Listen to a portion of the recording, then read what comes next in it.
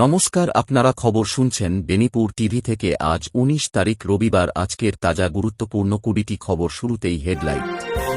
আমি ইস্তফা দিয়ে দিচ্ছি, বিদ্রোহী তৃণমূলীদের বড় চ্যালেঞ্জ অভিষেকের। ভাইকে যা বলার বলেছেন, মমতার কথা শুনেই মুচকি হেসে জ্ঞানেশ কুমার বললেন। প্রতিহিংসার রাজনীতি, পার্টি অফিস গুঁড়িয়ে দেওয়ার পর মুখ খুললেন অভিষেক। মমতাদির ভাই ষষ্ঠী বন্দ্যোপাধ্যায় দিতাম, কালীঘাটের বস্তি থেকে উঠল বিস্ফোরক অভিযোগ। তিনটে বুলডোজার, অভিষেকের পার্টি অফিস ঘিরে ফেলল পুলিশ কেন্দ্রীয় বাহিনী। আমতলায় কিভাবে পাউরুটি কারখানায় আগুন লাগিয়ে তৈরি হয়েছিল অভিষেকের কার্য, সামনে আসছে হাড়হিম করা কাহিনী। সেদিন জ্ঞানেশ কুমারের চোখে জল এসে গিয়েছিল। বাংলার ভোটের অভিজ্ঞতা কেমন ছিল? কোনো হিসেব পাচ্ছে না এড, ব্যাংকে গেল চিঠি। বিশ্বকাপ ফাইনালের আগে দূষণের কালো মেঘ নিউ জার্সিতে, ক্ষুব্ধ প্রেসিডেন্ট ট্রাম্প। রাজ্যে অমিত শাহ প্রায় ৭৭ কোটি টাকার প্রকল্পের শিলান্যাস। সীমান্ত সুরক্ষায় জোর দিয়ে বসফকে কি বার্তা দিলেন কেন্দ্রীয় স্বরাষ্ট্রমন্ত্রী? মহাকাশ যাত্রায় ঐতিহাসিক মাইলফলক গড়েছে বিক্রম-১। স্কাইরুটকে ফোন প্রধানমন্ত্রীর, শুভেচ্ছা জানিয়ে কি বললেন মোদি? ডাউন লাইনেও ট্রেন আসছে, খবরই দেননি স্টেশন মাস্টার, তাঁর ভুলেই দুর্ঘটনা। মুখ খুললেন গোবিন্দপুরের সেই গেটম্যান। জাপান থেকে বাঁকুড়া, গরমের ছুটিতেই বাজিমাত, ডোরেমন সিনচ্যানকে নিয়ে কমিক্স এঁকে তাক লাগাল পঞ্চম শ্রেণীর শিবম। বৃদ্ধা চিকিৎসককে হুমকির অভিযোগে গ্রেপ্তার বিজেপি কর্মী।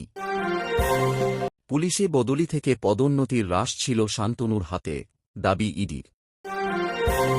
৩৭ কোটি হজম, বিদেশি পিস্তল কেনার ১৫ দিনের মধ্যে সংঘর্ষ গোলপার্কে, ইডির ১০০ পাতার চার্জশিট সোনা পাপ্পুর বিরুদ্ধে। এতক্ষণ শুনলেন শিরোনাম, এবার শুনে নিন বিস্তারিত খবর। বিস্তারিত খবর শোনার আগে আমাদের চ্যানেলটিকে একটি লাইক করে দিবেন। ২৬-এর বিধানসভা ভোটের রেজাল্ট বেরিয়েছিল ৪ মে। ক্ষমতা হারায় তৃণমূল। এরপরই সুপ্রিমো মমতা বন্দ্যোপাধ্যায়ের হাত ছাড়তে শুরু করেন চুনোপুটি থেকে তাবর নেতারা। কাকলি ঘোষ দস্তিদার, সুদীপ বন্দ্যোপাধ্যায়ের মতো ২০ জন সাংসদ কেন্দ্রীয় মন্ত্রী ভূপেন্দ্র যাদবের সঙ্গে বৈঠকের পর যোগ দেন।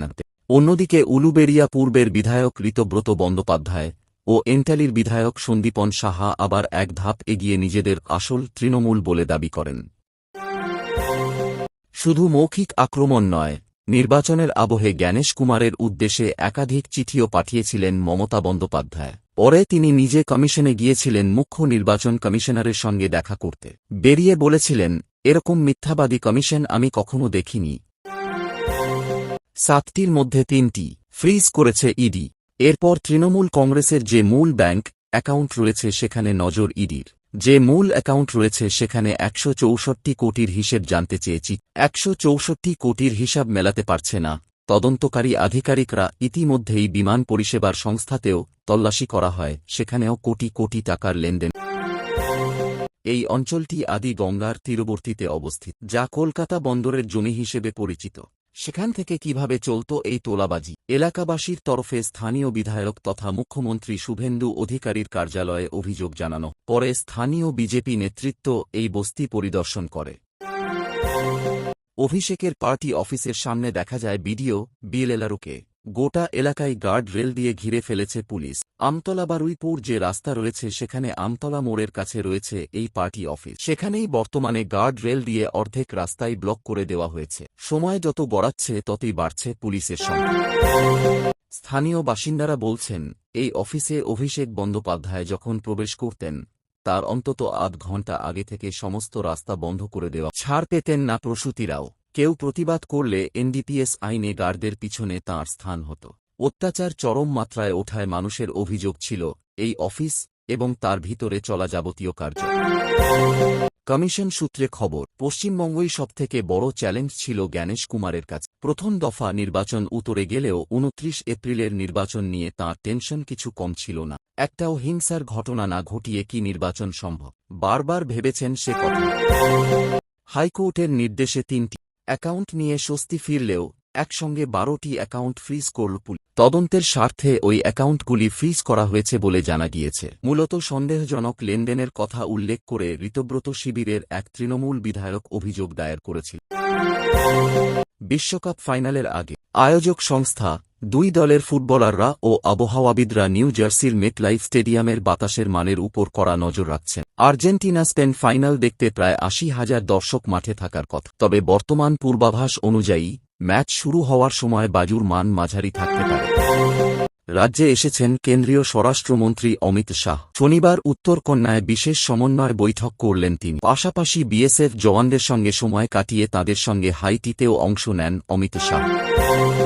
মহাকাশ যাত্রায় আরও এক মাইল ফলক ছুঁল ভারত। এই প্রথম দেশের কোনো প্রাইভেট স্পেস রকেট পাড়ি দিল সফলভাবে। বিক্রম-1 উৎক্ষেপণের পর স্কাইরুটকে শুভেচ্ছা জানিয়ে কি বললেন প্রধানমন্ত্রী?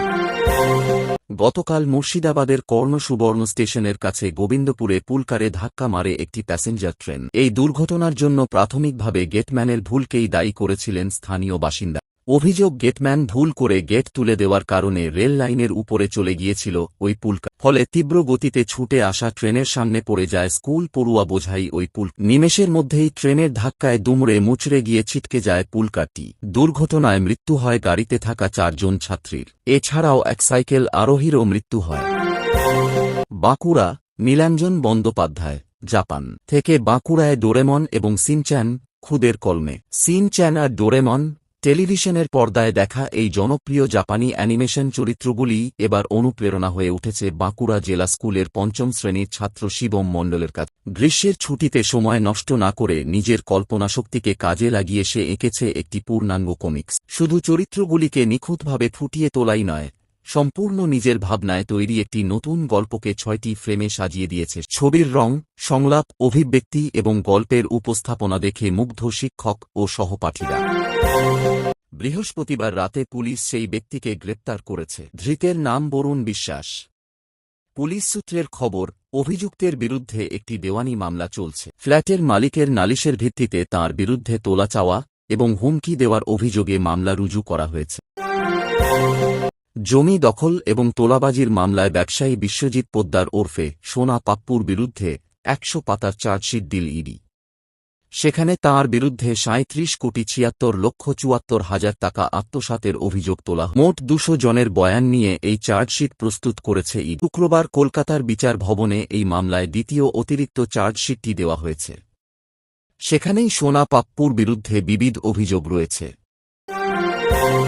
ইডির দাবি, রাজ্যের বিগত সরকারের সর্বোচ্চ প্রভাবশালীর ঘনিষ্ঠ হওয়ার সূত্রে শান্তনু কতটা প্রভাবশালী ছিলেন তা চার্জশিটের বিভিন্ন জায়গায় তুলে ধরেছেন তদন্তকারী অফিসার। আশা পেরিয়ে শ্রাবণে পা দিয়ে ফেলেছে বর্ষা। সকাল থেকেই কলকাতার আকাশ মেঘলা। থেকে থেকে ঝিরঝিরে বৃষ্টি হচ্ছে। কখনো রোদ উঠলেও তা বেশিক্ষণ স্থায়ী হচ্ছে না। আলিপুর আবহাওয়া দপ্তর জানিয়েছে, বিক্ষিপ্ত বৃষ্টি চলবে দক্ষিণবঙ্গ জুড়ে। মঙ্গলবার থেকে বৃষ্টি আবার বাড়তে পারে। সেই সঙ্গে প্রবল দুর্যোগের লাল সতর্কতা জারি করা হয়েছে উত্তরবঙ্গের জেলাগুলিতে। এতক্ষণ ভিডিও দেখার জন্য সকলকে ধন্যবাদ। ভিডিও যদি ভালো লাগে তাহলে আমাদের চ্যানেলটিকে সাবস্ক্রাইব করে দিবেন, লাইক কমেন্ট করবেন। কেমন লেগেছে তা এতক্ষণ ধরার ধৈর্য ধরে ভিডিও দেখার জন্য সকলের কাছে কৃতজ্ঞতা থাকব। তো বেস্ট অফ লাক, দেখা হচ্ছে পরের ভিডিওতে।